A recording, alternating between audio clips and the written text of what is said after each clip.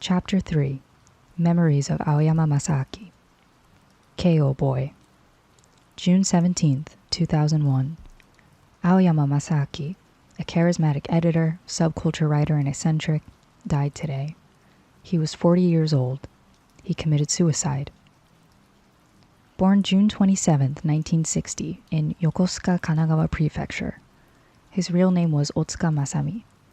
He was 10 days shy of turning 41, and his death came far too early. He was a mutual acquaintance of myself, Isaki, and Nekojiru. He was a professional mentor whom I deeply respected. I have seen the deaths of Nekojiru, Aoyama, and Isaki in that order. 3 talented people.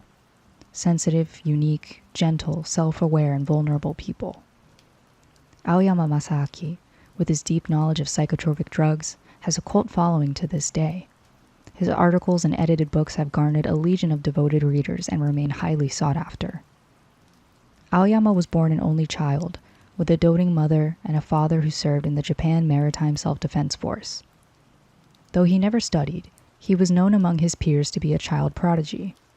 In the 2nd grade, he was known for being able to recite his times tables in 25 seconds.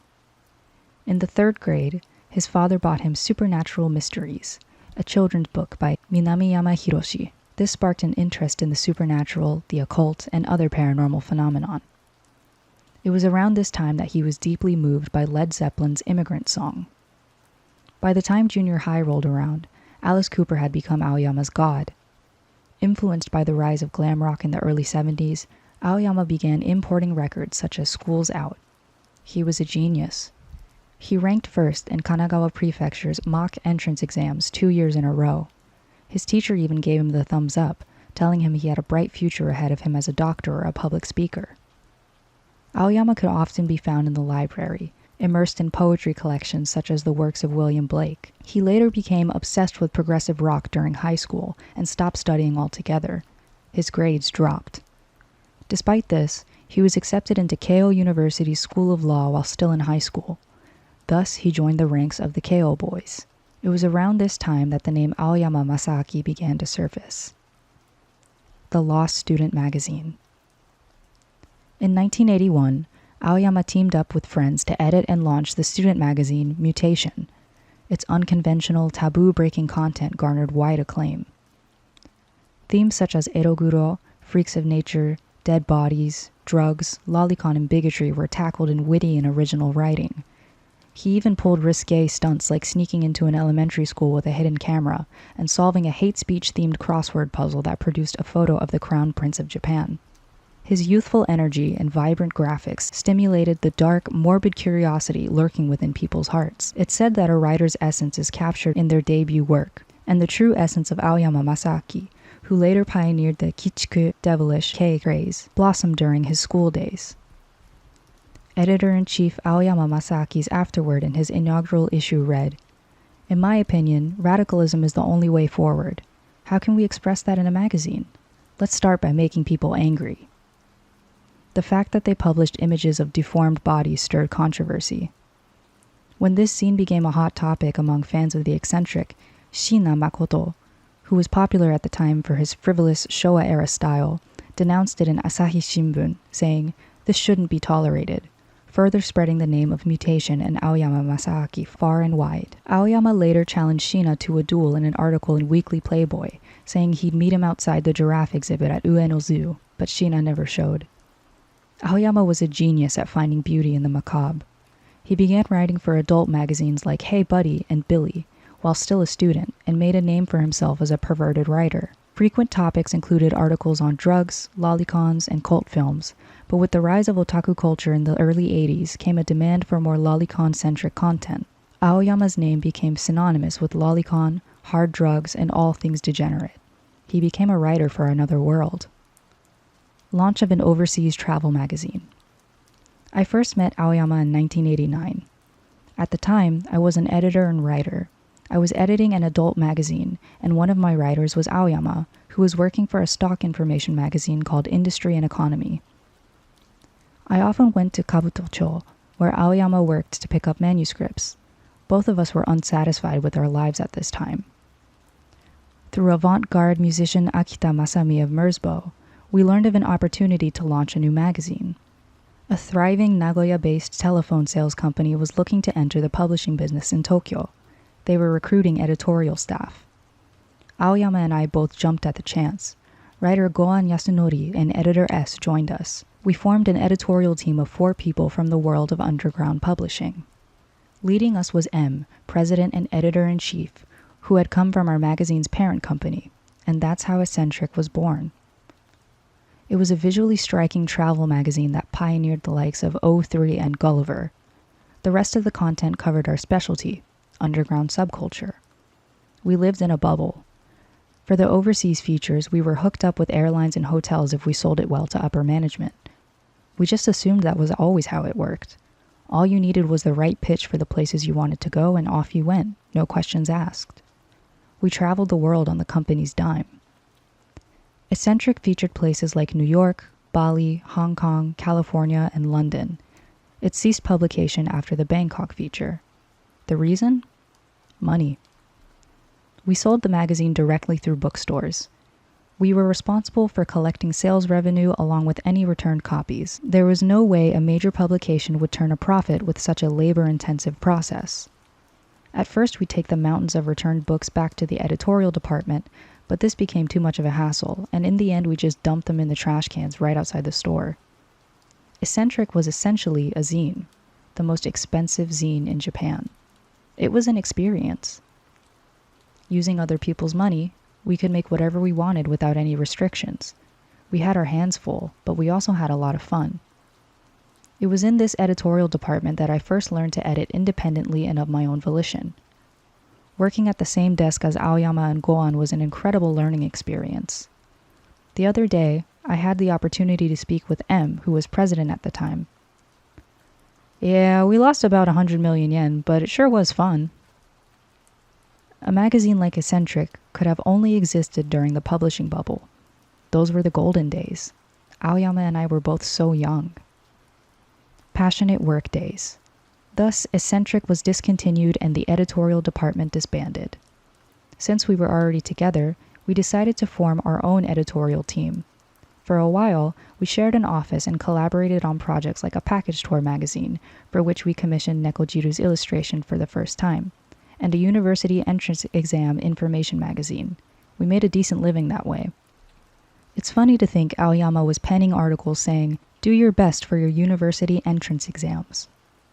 He was working quietly at the desk next to mine, his face dead serious.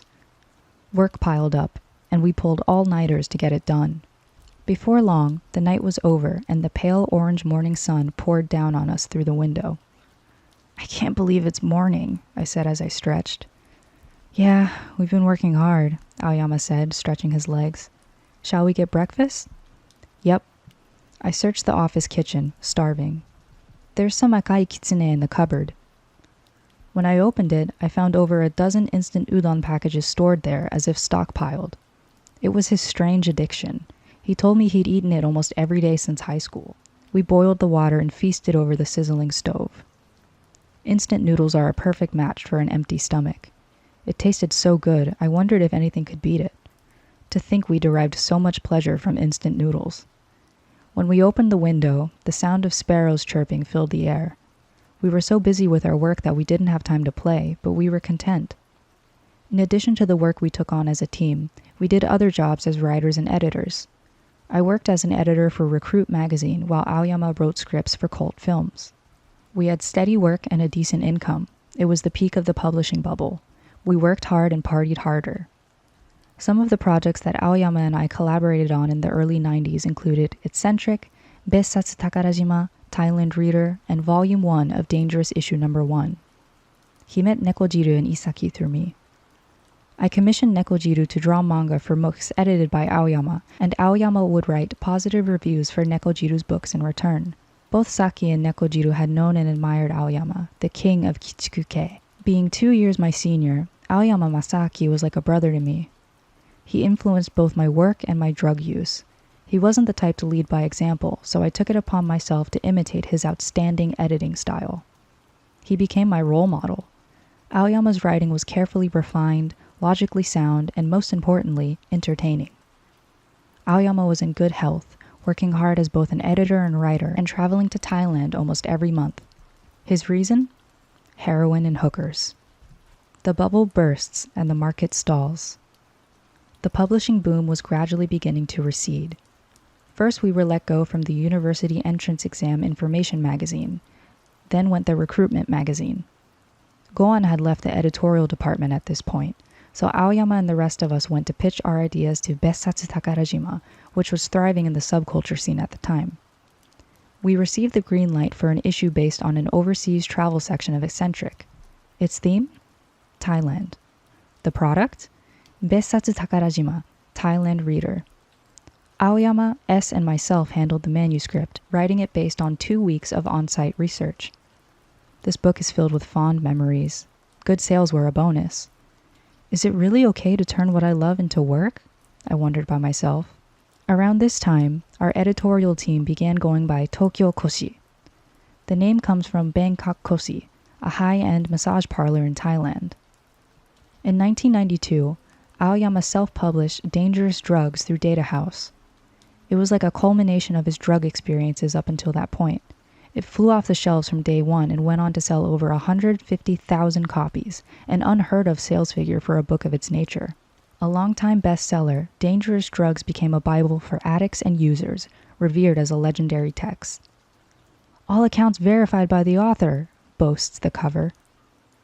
The book's success earned him the reputation of an iconic drug writer. While he appreciated the recognition, his unfiltered drug-taking exploits got him into trouble with law enforcement. Around 1993, when he was publishing Ura Hawaii Reader in Bessatsu Takarajima, Aoyama experienced a sharp decline in popularity. He became an addict. He was into heroin, cocaine, and stimulants. He also used the now illegal GHB in combination with melatonin to sleep. For a normal person, a teaspoon of GHB and 2 to 5 melatonin tablets would be enough, but Aoyama would down 50 melatonin tablets with a whole bottle of GHB. He would then vomit it all up. He feared nothing when it came to drugs. I still wonder how he survived so long with such reckless behavior. Before long, Aoyama's writing output had steadily declined. One day, he just up and vanished. He was battling addiction, on the brink of divorce from his first wife, his energy sapped. If Thailand Reader was roughly 50% Aoyama, 30% Yoshinaga, and 20% S, Ura Hawaii Reader was more like 80% Yoshinaga and 20% Aoyama, and even that's being generous. Aoyama got divorced, Tokyo Koshi was laying low, and Data House, the publisher of Johnny & Associates, offered to meet us in the middle. The first publication of Dangerous issue number 1. In 1995, we set up shop in Shibuya. With Data House as our sponsor, we resumed editing as Tokyo Koshi, releasing the first volume of Dangerous issue number 1. It was a brutal magazine, with Aoyama's signature flair boosting our profile. Dangerous issue number 1 was published annually, with Aoyama as editor-in-chief and myself as assistant editor-in-chief. Aoyama made the following statement to the media. The stories being put out these days are ridiculous. They're dull. We have the right to imagine. I intend to present a new story that doesn't fit the media's narrative. We can't control what we think, no matter how egregious our thoughts are. This magazine is a place of freedom. Studio Voice and Switch are pretentious and boring. We need to communicate in ways that are much more interesting and easy to understand. He said the same to me. The contents of the inaugural issue of Dangerous issue number 1 were as follows. Special feature, drugs. Tokyo Hitman information. Corpse disposal manual. Garbage hunting. True crime. Recommendations for idle sleep. Tokyo Koshi became somewhat of the editorial department for Dangerous issue number 1. It had eventually become a big hit, selling over 150,000 copies and pioneering Kichikuke, the subculture that deliberately sought to expose the seedy underbelly of society at its most depraved. Aoyama himself was the mastermind behind it all. Lolicon and Mama's Boy. Aoyama and I were busier than ever. Since sadomasochism and drugs were in our blood, we pushed ourselves just as hard. Aoyama conducted interviews, wrote articles, and edited like a madman. In May 1990, he traveled to Thailand to do research for the local Corpse on Parade magazine, Achayagam. Though Thailand is a Buddhist country, gory magazines are readily available in bookstores, and they sell quite well. Just as there are volunteers who clean up bloody, dismembered, and rotting bodies at the scene of traffic accidents and murders, there are those who take photos to publish in magazines. This is why a majority of the corpse photos commonly seen in Japan were taken in Thailand. For Aoyama, a lover of lolicons, junkies, and freaks, Thailand was the ideal kingdom to satisfy his morbid curiosity. He even used a photo of a Thai girl that he messed around with on the cover of a book. After Aoyama turned 30, he got into ethnopop and became deeply immersed in house and techno. In 1993, he began following the German and Goa trance scenes I had become obsessed with at the clubs in Nishi Azabu. He was obsessed with techno and spent every penny he earned buying 40 to 50 CDs a month. And when he found the time, he'd fly to Thailand. A lolicon junkie freak. That's how people described Aoyama Masaaki. But he had a softer side too. Aoyama was a raging mothercon. So much so that those who knew him well would refer to him as the lolicon junkie mama's boy. Lolicon and mothercon may seem like opposite ends of the spectrum, but even they can coexist. For Aoyama, whose blood flowed with romance, they did. He married twice and lived with his parents throughout both. When there was friction between mother-in-law and daughter-in-law, he left his parents' house to live with his wives, but before he knew it, he had returned to his parents' home. "Who will you choose, me or your mother?" When both of his ex-wives asked him this, he always replied, "My mother." Violation of the Cannabis Control Act. Early July, 1995. In the middle of an all-night editing session of Dangerous Issue Number 1, shit hit the fan. "We've got trouble. Aoyama's been arrested." It was a call from someone at work. I had the feeling this day would come, but when it did, I almost thought I drifted off into a dream. Aoyama Masaaki, who'd written extensively about his drug use, was probably someone the police were dying to catch. He was charged with violating the Cannabis Control Act. With Aoyama gone, would we see publication? This was bad. Aoyama's arrest left me feeling on edge, as if I was next. Still, I had to finish this book before the rapidly approaching release date by any means necessary. I had no choice but to visit him at the Tsukuji Police Detention Center and later at the Tokyo Detention Center in Kosuke, where he'd been transferred. Aoyama looked pale and haggard. I forced a smile. "The editing's going well." Discussing Dangerous Issue Number 1 in front of a police officer was awkward, to say the least. Articles included "The Right Way to Quit Stimulants" and "The Relationship Between Ecstasy and Rave Culture," so we spoke in riddles to avoid arousing suspicion. Something that sold me on Aoyama's affinity for his mother was what happened after Aoyama was arrested for marijuana possession. She called the office. "Just come to the house." When I arrived, she said, "When I visited Masami today, he told me to dispose of something behind his bookshelf." She handed me a package. I took a peek inside. "Whoa!" I choked, surprised. "What on earth is this?" To the untrained eye, they looked like research chemicals. But it was heroin, cocaine, stimulants, ecstasy, marijuana. This would be a harrowing discovery during a raid. Either way, I found it amazing that a man and his mother could relay urgent messages through police-supervised visits alone.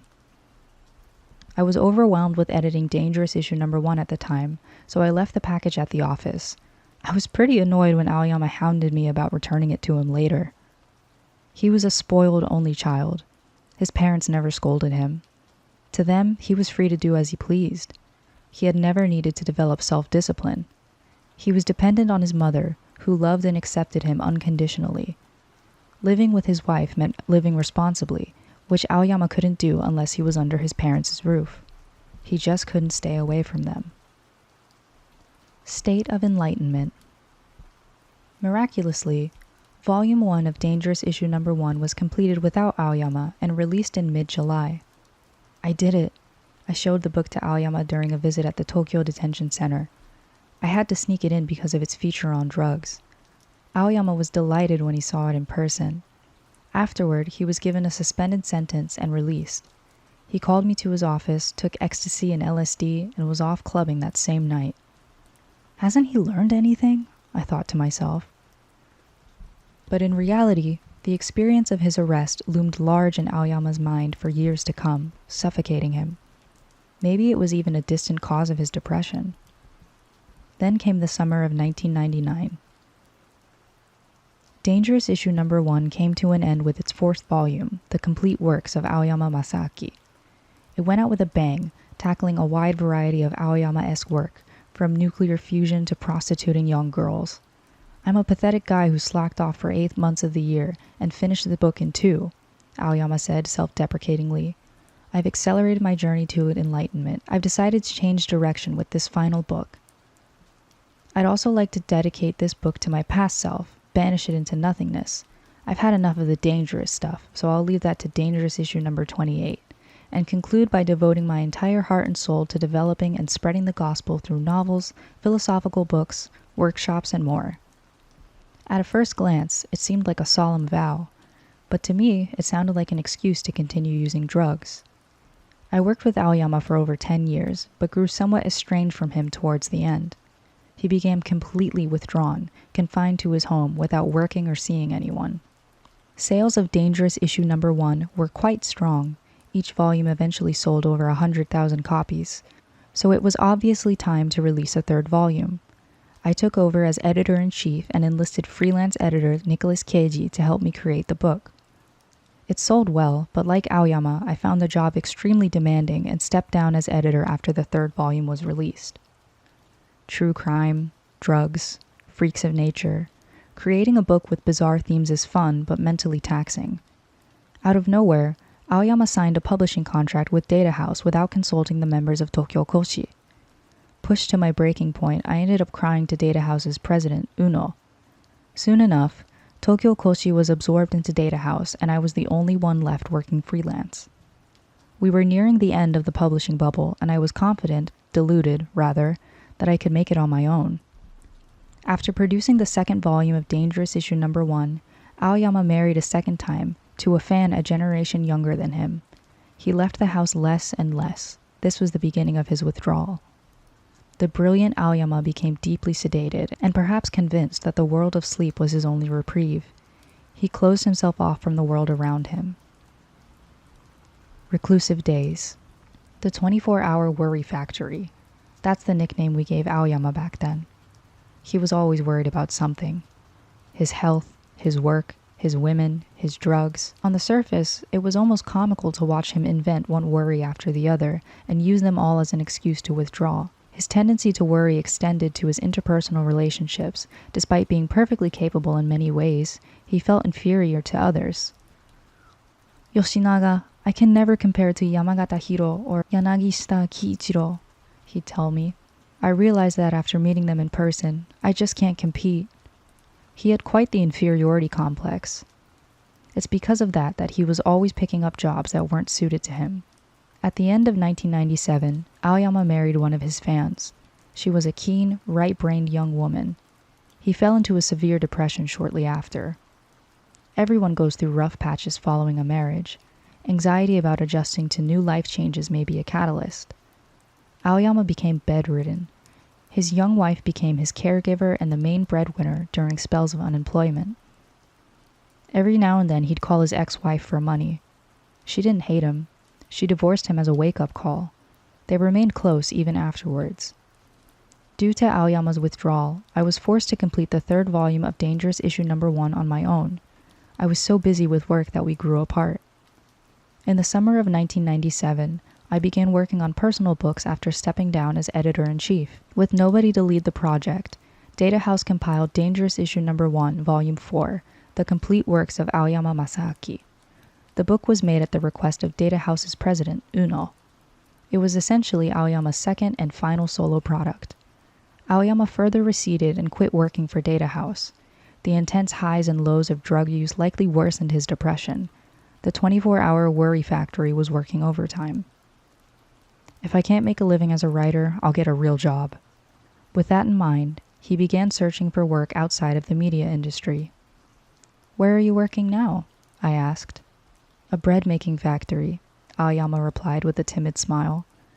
I had no idea how to encourage him. I highly doubted that someone as weak as Aoyama could work a labor-intensive job at a factory. It was probably a struggle to work there and only further lowered his spirits. He didn't last long, and quit, in fact, after one day, but told an interviewer that he hadn't, and retreated to the safety of his parents' house. He was a heavy sleeper since elementary school and slept even more as an adult.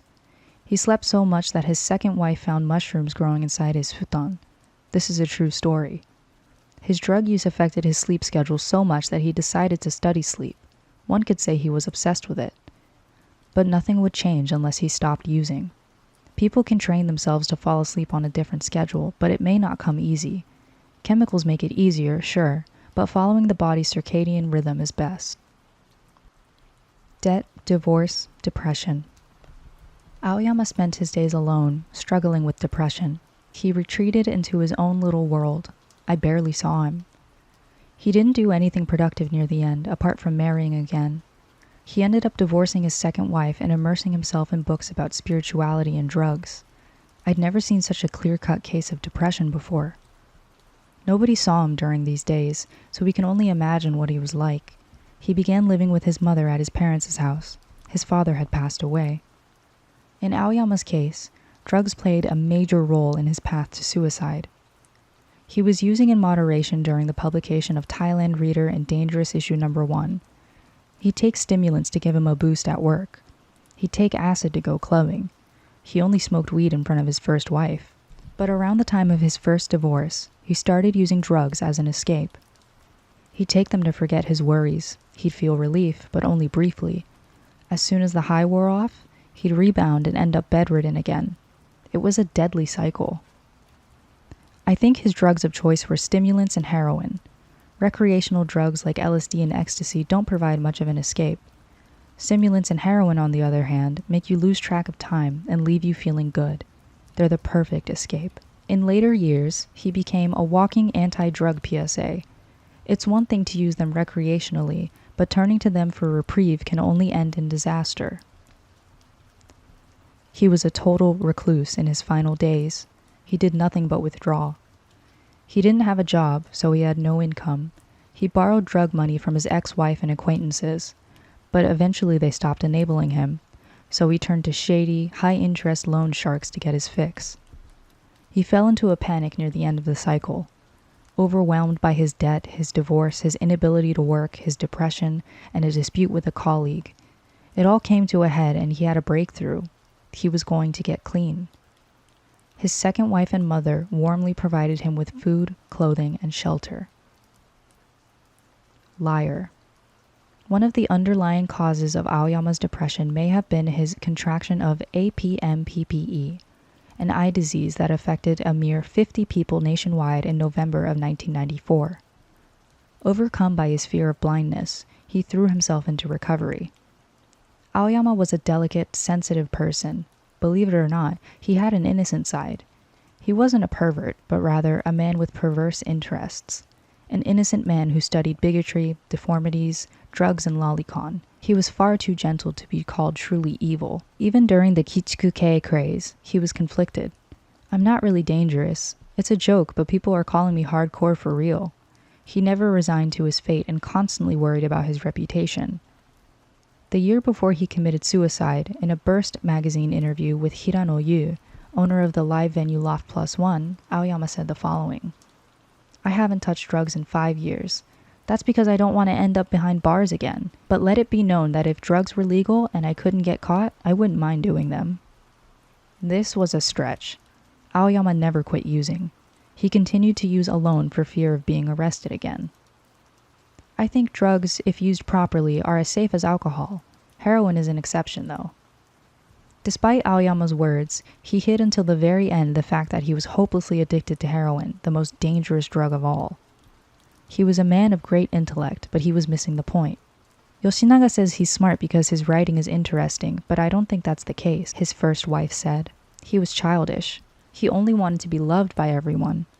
During his conversation with Hirano, Aoyama was asked, if your child or the child of a close friend were addicted to drugs, how would you react? I'd say it's time to quit. It'd kill them if they start early. How would I make them quit? By talking to them. Persuade them, completely change their social circle and environment if you have to. The problem is that there are illegal drugs ruining lives the exact same way. Once someone's addicted, that's the only way to help them. Contrary to his word, Aoyama continued to use. Of all drugs, stimulants and heroin are probably the most deadly. Stimulants are uppers that get you buzzed, while heroin is a downer that relaxes you. Using both at the same time can send someone on an emotional roller coaster. Aoyama himself feared heroin, saying, "It's a league of its own," but would lock himself in his room and use it anyway. Heroin brings on a momentary bliss, the illusion of floating among the clouds. But when it wears off, it's like waking from a nightmare. You can't help but crave another hit. You don't care whose money it is. You have to buy more. When an addict comes down from the high, they turn to stimulants to bounce back. If a stable mental state is 0 and anxiety, despair, and fear are a -10, then post-heroin depression is a -100. It is absolute misery. That's where the stimulants come in. Heroin's -100, stimulants +100, a difference of 200 points. Throw in life's normal up and downs and you find someone that's clinging to sanity for dear life. In his final years, Aoyama Masaaki lived off heroin and stimulants. He should have been living a peaceful life. Destruction was fast approaching. The Face of Death. June 27th, 2001. It was a cool, rainy afternoon. Aoyama was holed up in his room. As usual, he made some akai kitsune, his favorite since high school. A few hours passed. His mother called for him. He didn't respond. There, she found her son, hanging from a rope tied in the closet. He was already gone. He had instant udon shortly before his death, so I don't think he truly wanted to die. Everyone was shocked. News of the genius editor and writer's suicide spread like wildfire across the internet. The July 18th, 2001 issue of Focus featured Aoyama's death in detail. The charismatic drug writer who committed suicide. Many may wonder why the death of an unknown writer has blown up online, but his masterpiece, Dangerous Drugs, published in 1992, is a bestseller that will soon reach over 100,000 sales. He enjoyed a cult following as a writer on all things drug-related, and it is said that nearly 30 media outlets rushed to cover the story after hearing of his suicide. Aoyama's suicide strikes me as being similar to the suicides of those laid off as a result of the economy collapsing. The bubble era was reaching a critical low. How will young people who didn't have a chance from the start make it out alive? Will only the young survive? A generation that once thrived is now struggling. Which will it be? A mama's boy to the end, Aoyama died in his parents' home. Comparing the suicides of Saki, Nekojiru, and Aoyama, I found Aoyama's to be the most unexpected. Though we'd grown apart, I would still get an oddly upbeat call from Aoyama about once a month. Aoyama didn't seem to long for death. I thought of him as someone that couldn't die. Neither Saki nor Nekojiru were afraid of death, though they were consumed with suicidal thoughts. Nekojiru's wake was the first time I ever saw a dead body. Is this what it's like?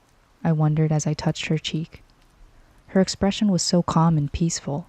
It was strange. At Aoyama's funeral, I saw the cold corpse in his coffin. I touched his face, too. His expression was completely different from Nekojiru's. It was contorted in pain like something out of a horror movie. His complexion was sallow, discolored from years of using and abusing drugs. He looked unhealthy. Depression was deeply intertwined with the suicides of all three, but while Saki and Nekojiru's deaths were asked for, so to speak, I didn't get that impression from Aoyama's. He didn't want to die, but he forced himself to. While Saki and Nekojiru's sleeping faces were peaceful, Aoyama's was distorted with fear, reminiscent of Munch's The Scream. Aoyama was a man that was overly concerned with his health. Even when drinking canned Japanese tea, he'd take the trouble to transfer it to another container because prolonged exposure to air would oxidize the can and become toxic to the body. So how was he okay with ruining himself with so many chemicals? This is mere speculation, but based on the look on his face, I'd say Aoyama was afraid to die after all.